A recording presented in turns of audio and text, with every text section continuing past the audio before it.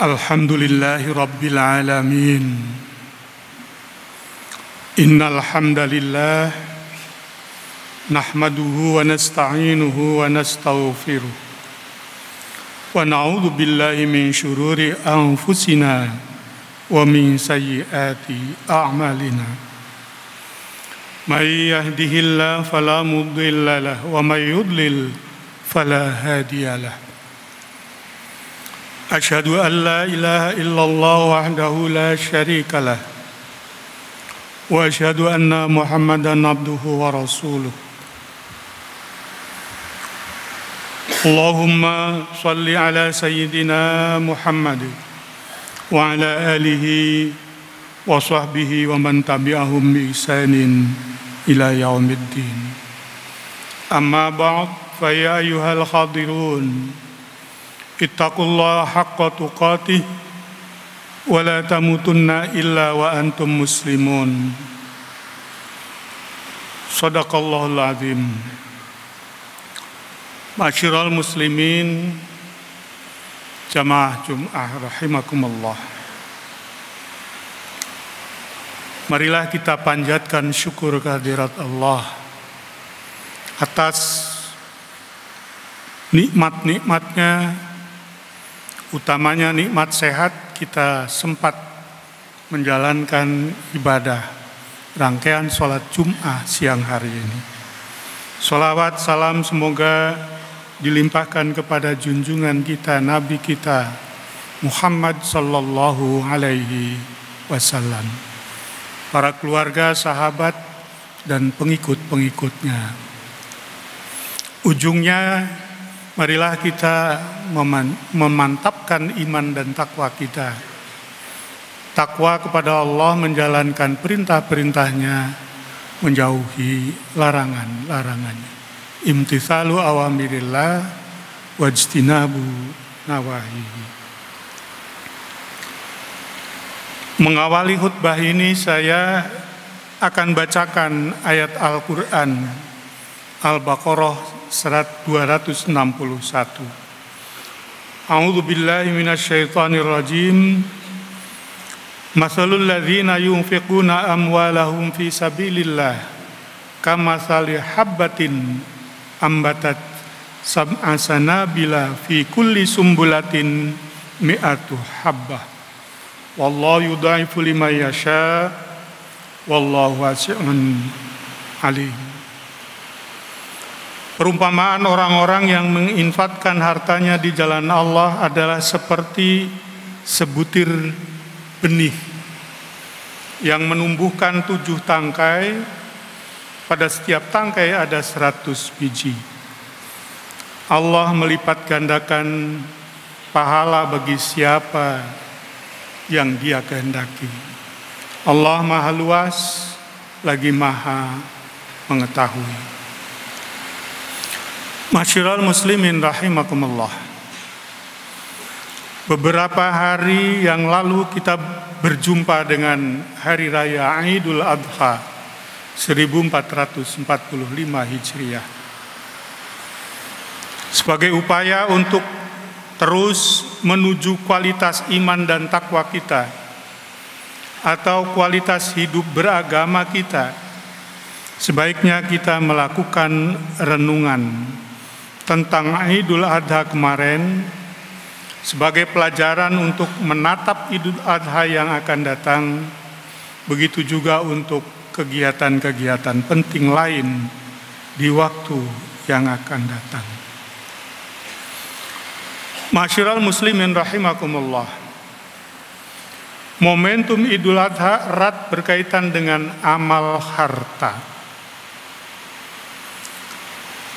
Soal amal harta, ada momen-momen kalender Islam yang kental dengan praktek amal harta.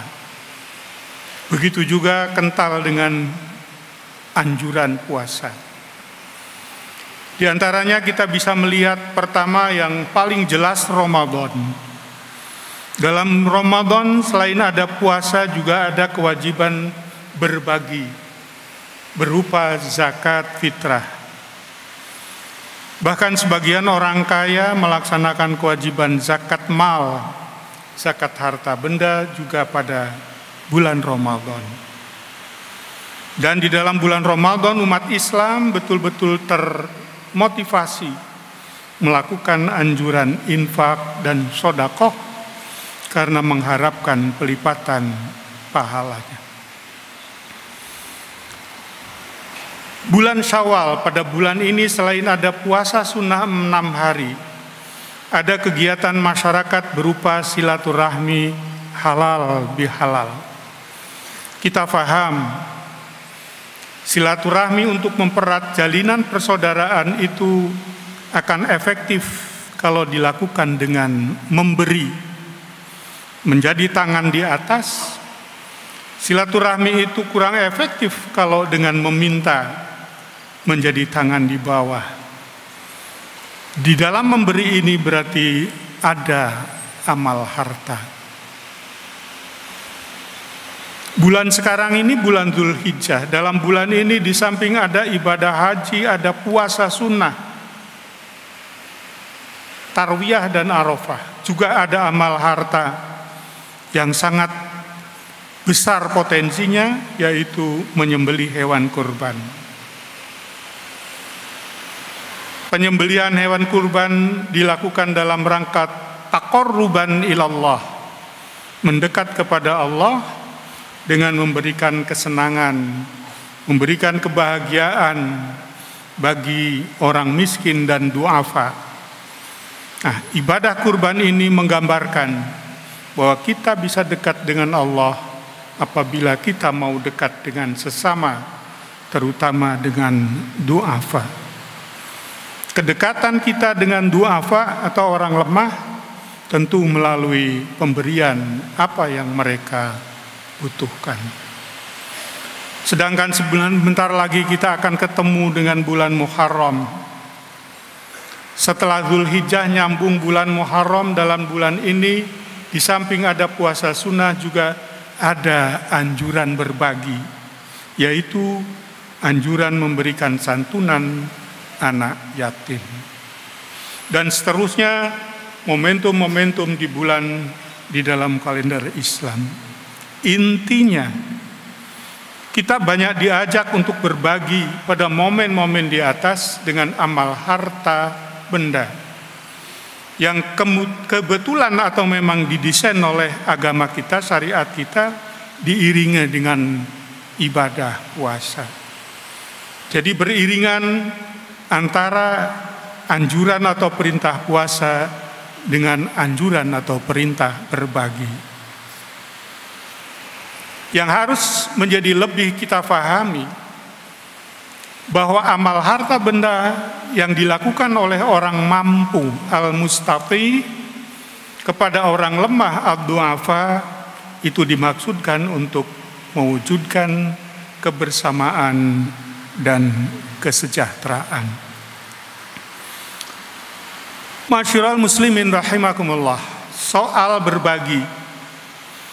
Soal berbagi ini dalam ajaran syariah Islam ada 3 amal harta yang cukup besar nilai materialnya, yaitu zakat, wakaf, dan kurban. Zakat meliputi zakat fitrah dan zakat mal. Zakat ini cenderung bersifat produktif, an-namu, utamanya usaha bagaimana memberdayakan mustahik, bagaimana mustahik zakat yang fakir miskin misalnya, itu beranjak dari kefakiran dan kemiskinan. Memang sebagian zakat bisa bersifat konsumtif, artinya sekedar untuk kebutuhan pokok hidup seperti makan sehari-hari. Ketika zakat itu ditasarufkan kepada mustahik yang sudah tidak mungkin produktif, seperti kondisi mustahik yang jompo, usianya sudah terlalu tua, sakit berat, cacat, yang tidak memungkinkan bisa bekerja. Yang kedua wakaf. Wakaf baik berupa wakaf harta bergerak, harta tidak bergerak, maupun uang tunai, itu bersifat investatif. Tujuan utamanya menjadi modal jangka panjang untuk kepentingan umat dan kemaslahatan umum. Perhatikan wakaf-wakaf yang investatif seperti wakaf besar di dunia, seperti wakafnya Al-Azhar di Kairo, wakafnya Pondok Modern Gontor, aset Perserikatan Muhammadiyah, dan yang lain-lain. Sedangkan ibadah kurban yang baru saja kita lalui beberapa hari yang lalu, itu cenderung bersifat konsumtif, sebagai bentuk kegembiraan dan bentuk senang-senang. Senang-senang pada umumnya orang menyebutnya pesta, dan kurban itu adalah pesta yang sah menurut syariah. Itulah kelengkapan ajaran agama Islam kita terkait harta benda, terkait amal harta. Ada yang produktif, ada yang investatif, dan ada yang konsumtif. Ma'asyiral muslimin jamaah Jum'ah rahimakumullah. Ada pertanyaan, bagaimana harta itu membahayakan pemiliknya? Jangan sebaliknya harta itu menyusahkan pemiliknya. Pertanyaan berikutnya muncul, siapa orang kaya yang sebenarnya? Dalam ajaran Islam ada konsep rezeki dalam bahasa hari-hari kita. Setiap umat Islam wajib mencarinya untuk kebutuhan hidup. Nah, setelah rezeki itu didapat, kemudian ada di antara kita mendapatkannya dalam jumlah yang melimpah, sehingga dia menjadi orang kaya. Maka pertanyaan yang sederhana tapi kritis dari ahli psikologi Islam muncul. Mana yang lebih membahagiakan hati? Apakah saat menggunakan rezeki untuk belanja kebutuhan sendiri dan keluarga, ataukah saat rezeki itu dibagikan untuk keperluan orang lain? Kita lihat secara teori, para ekonom kita selalu membedakan antara income dan spending. Gampangnya income itu pendapatan, spending itu membelanjakan atau mentasarufkan. Sedangkan membelanjakan itu ada yang untuk kebutuhan sendiri dan keluarga, dan ada yang untuk keperluan orang lain. Yang keperluan orang lain itulah yang kemudian populer disebut berbagi, yang dalam Islam lebih rinci biasa disebut dengan zakat, infak, sedekah, hadiah, hibah, wakaf, kafarat, dan lain sebagainya. Kebanyakan orang atau pada umumnya orang berpendangan bahwa orang kaya itu orang yang sudah bisa hidup mewah dengan membelanjakan kekayaannya untuk keperluan sendiri. Seperti bisa membeli mobil mewah, rumah megah. Bahkan di antara orang kaya ada yang cenderung bisa menikahi wanita model atau artis atau wanita populer. Orang kaya bisa menduduki jabatan strategis. Sementara dalam pandangan etika ekonomi Islam, orang kaya yang sesungguhnya adalah orang yang dari income-nya bisa dibelanjakan untuk berbagi. Berbagi membantu orang lain yang susah, membangunkan sarana ibadah, mewakafkan tanah untuk keperluan umat. Dia ini merasa bahagia memperoleh kepuasan batin dengan berbagi.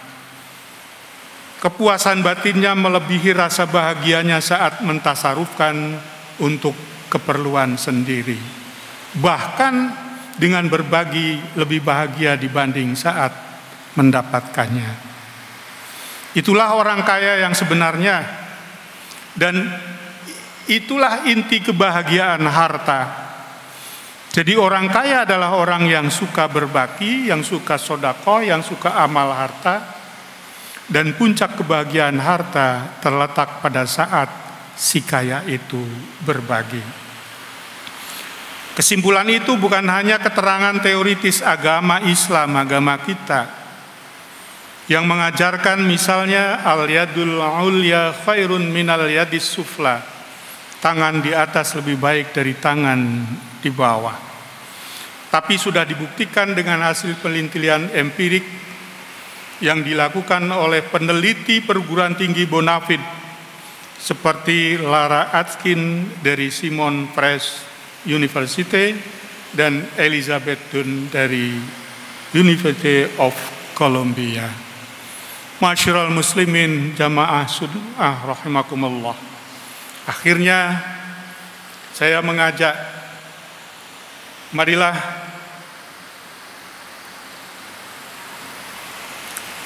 kita pahami bahwa sungguh sedekah yang tulus tak pernah akan salah sasaran dan selalu memberi maslahat bagi penerimanya. Tentu Allah akan memberikan balasan yang berlipat ganda baik di dunia maupun di akhirat kelak kepada mutasaddiq, pemberi sedekah. Harapan selanjutnya semoga ajaran kedermawanan dalam Islam ini insya Allah akan mengantarkan menjadi karakter anak-anak kita, anak bangsa, dengan memegangi prinsip tarahum, saling mengasihi, ta'awun, saling membantu, takaful, saling menanggung dan menjamin. A'udzu billahi minasyaitonir rajim. Alladzina yunfikuna amwalahum fi sabilillah tsumma la yutbi'una ma anfaqu mannan wala adza lahum ajruhum 'inda rabbihim wala khaufun 'alaihim wala hum yahsanun.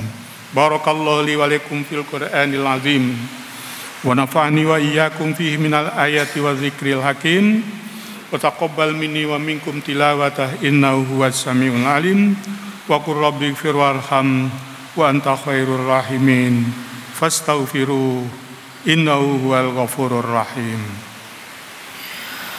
Allahumma salli wa sallim wa zid wa an'im wa tafaddal wa barik bi jalalika wa kamalika ala sayyidina ibadik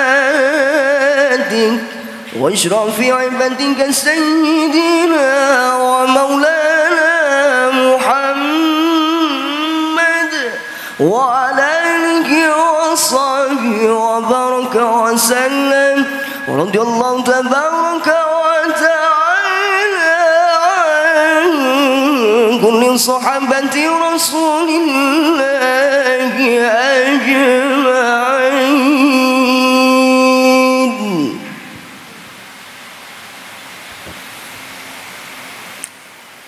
Alhamdulillahilladzi amarna bil ittihadi wal i'tisami bihablillahil matin. Asyhadu an la ilaha illallah wahdahu la syarika lahu iyyahu na'budu wa iyyahu nasta'in.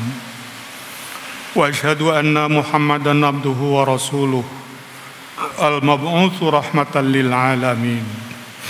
Allahumma shalli ala sayyidina Muhammad wa ala alihi wa ashabihi ajma'in. Ya ayyuhan nas ittaqullaha mastata'tum wasari'u ila maghfirati rabbil alamin. Innallaha wa malaikatahu yusalluna 'alan nabi. Ya ayyuhalladzina amanu sallu 'alaihi wa sallimu taslima. Wa sallallahu ala sayyidina wa maulana Muhammad wa ala alihi wa sahbihi wa sallam. Allahumma ighfir lil mu'minina wal mu'minat wal muslimina wal muslimat al ahya'i minhum wal amwat innaka sami'un qaribun mujibud da'awat wa ya qadiyal hajat bi rahmatika ya arhamar rahimin. Allahumma inna na'udzubika min adzabi jahannam wa na'udzubika min adzabil qabr wa na'udzubika min fitnatil masiihid dajjal wa na'udzubika min fitnatil mahya wal mamat. Rabbana taqabbal minna innaka antas samiul alim wa tub 'alaina innaka antat tawwabur rahim. Rabbana atina fid dunya hasanah wa fil akhirati hasanah wa qina adzabannar. Ibadallah, innallaha ya'muru bil 'adli wal ihsan wa ita'i dzil qurba wa yanha 'anil fahsya'i wal munkari wal baghi ya'idzukum la'allakum tadhakkarun. Fadhkurullahal 'azim yadhkurukum wad'uhu yastajib lakum wa la dzikrullahi akbar.